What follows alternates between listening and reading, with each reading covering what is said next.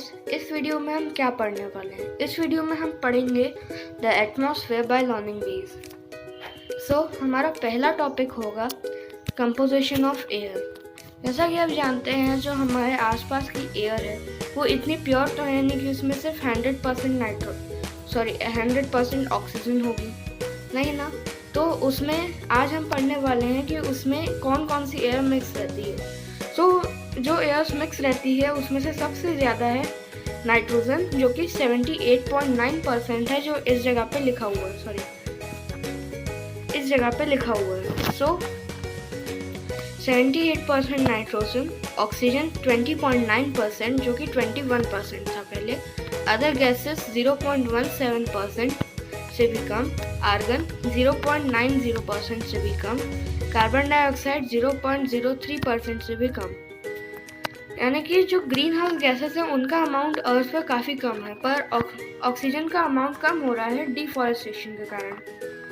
और नाइट्रोजन, जो कि ऐसी गैस है जो हमारे अर्थ को ठंडा रखती है, और नाइट्रोजन हमारे रेफ्रिजरेटर्स में भी होती है। तो let's moving forward. Layers of atmosphere. अब अर्थ जो है, आपने पढ़ा ही होगा, ब्लैंकेट ऑफ एयर के द्वारा सराउंडेड है, जिसे हम बोलते हैं एटमॉस्फेयर। अब इस एटमॉस्फेयर की भी कई लेयर्स हैं, जैसे कि troposphere. Troposphere is the first layer where we live and it lies to 0 kilometres, means at the sea level से 12 to 50 किलोमीटर्स तक लाई करती है। यहाँ पर ऑक्सीजन का अमाउंट इतना अच्छा होता है कि कोई भी लिविंग थिंग जिससे सरवाइव करने के लिए ऑक्सीजन चाहिए वो आराम से लिव कर सकती है। Then comes the stratosphere. ये अर्थ के सरफेस से सेकेंड लेयर है, जहाँ पर हमारे ज़्यादातर क्लाउड्स फॉर्म होते हैं। रेनिंग भी यहीं पर होती है, जो कि फिर ट्रोपोस्फेयर तक पहुँचती है। और जैसा कि आप जानते हैं, हमारे जो एयरप्लेन्स हैं वो इतने स्टॉर्म में नहीं उड़ सकते। जैसे कि तूफान आ रहा है, उस टाइम पे भी एयरप्लेन्स फ्लाई करते हैं, पर वो बादलों के ठीक ऊपर उड़ते हैं, यानी कि वो उड़ते हैं स्ट्रेटोस्फेयर में। यहाँ पर जो वेदर रहता है वो क्वाइट स्टेबल होता है। यहाँ पे ज़्यादा तूफान नहीं आते जैसे ट्रोपोस्फेयर में आते हैं। उसके बाद आता है मीजोस्फेयर। अब मीजोस्फेयर जो है वो अर्थ से थर्ड लेयर है। ये बहुत ही इम्पॉर्टेंट लेयर है, नहीं तो हर रोज़ हज़ारों लोग मरेंगे इस लेयर के बिना। क्योंकि अर्थ पे आप जानते ही हैं, आसपास अर्थ के काफ़ी सारे एस्ट्रॉइड्स हैं जो कि अर्थ को कभी भी हिट कर सकते हैं। इससे हमें बचाता है मीजोस्फेयर। मीजोस्फेयर जो है, अभी जैसे मान लीजिए एक फुटबॉल के साइज़ का एस्ट्रॉइड हमारी तरफ आ रहा है।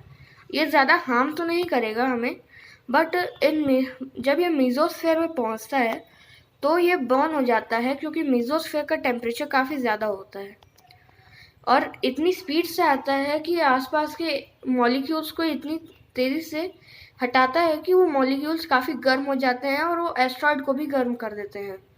इसलिए एस्ट्रॉइड मीजोस्फेयर में ही जल जाता है। और हमारी जो ओजोन लेयर है वो ट्रोपोस्फेयर और स्ट्रेटोस्फेयर के बीच में है। Then the fourth layer is thermosphere. Thermosphere जो है वो हमारी फोर्थ लेयर है, और जितने भी सैटेलाइट्स या फिर स्पेस क्राफ्ट जो हैं वो थर्मोस्फेयर में ही एग्जिस्ट करते हैं, क्योंकि यहाँ पे मैग्नेटिक चार्जेस रहते हैं, जिससे हमें सिग्नल भेजने में काफ़ी आसानी होती है। अब हमारे जो जितने भी सैटेलाइट्स हैं, पहले के टाइम पे आज के टाइम से टेक्नोलॉजी थोड़ी सी डिफरेंट थी कि सिग्नल हमको बात करनी है फ़ोन पे, तो सिग्नल पहले सैटेलाइट पे जाएगा, फिर जिससे हमें बात करनी है उसके फ़ोन पे। तो यहाँ पर जो था मीजोस्फेयर में मैग्नेटिक चार्जेस के कारण वो जो सिग्नल हम भेजते थे वो वापस रिफ्लेक्ट होके सही कॉन्टैक्ट पे जाकर जाते थे। उसके बाद आता है exosphere. Exosphere means the outer space of the earth, means earth और moon। थर्मोस्फेयर के बाद जो एयर है, मीन्स लेयर है, वो मून और नियर बाय, मतलब मून के काफ़ी करीब तक जाती है, means 25% near by the moon. Earth अगर मान लीजिए 3 लाख समथिंग किलोमीटर्स का डिस्टेंस है अर्थ और मून के बीच में, तो जो है हमारी एग्जॉस्फेयर वो उसके 25% तक जाती है। Means it's very very long, ये काफ़ी लंबी है।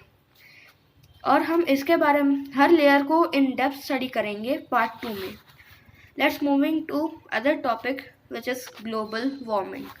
आपने इस टर्म के बारे में काफ़ी बार सुना होगा और इसका मीनिंग है ग्लोबल मीन्स ग्लोब यानी कि हमारी अर्थ, वार्मिंग मीन्स अर्थ का गर्म होना। और the heating of the globe is known as global warming, यहाँ पर भी वही लिखा है और आप इन फोटोज से समझ ही सकते हैं।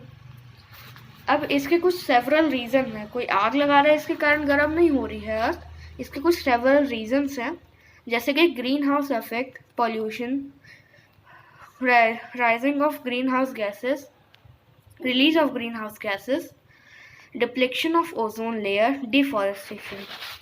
अब हमने कंपोजिशन ऑफ एयर में पढ़ा था कि ऑक्सीजन का अमाउंट काफ़ी कम हो गया है और यही कारण है ग्रीन हाउस गैसेस के बढ़ने का। अब ग्रीन हाउस गैसेस ऐसी गैसेस होती हैं जो सन की जो हीट होती है ना, उसको अपने अंदर कैप्चर कर लेती है और अर्थ से बाहर वापस रिफ्लेक्ट होकर बाहर जाने नहीं देती है, जिससे अर्थ की एयर जो है वो बार बार एक ही जगह पे सनलाइट पड़ने से गर्म हो जाती है।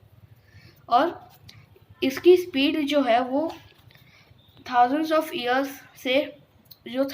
ईयर्स यानी कि आइस एज के टाइम से 20 to 30 टाइम्स बढ़ चुकी है, जिसका मतलब है कि हमारी अर्थ जो है वो बहुत बड़े खतरे में है और हमें पॉल्यूशन कम से कम करना है, प्लांट्स को लगाना है जिससे कि हम इस ग्लोबल वार्मिंग को कम कर सकें। उसके बाद आता है कि ये ग्लोबल वार्मिंग को हम कैसे रोक सकते हैं, वो तो हमने डिस्कस कर ही लिया।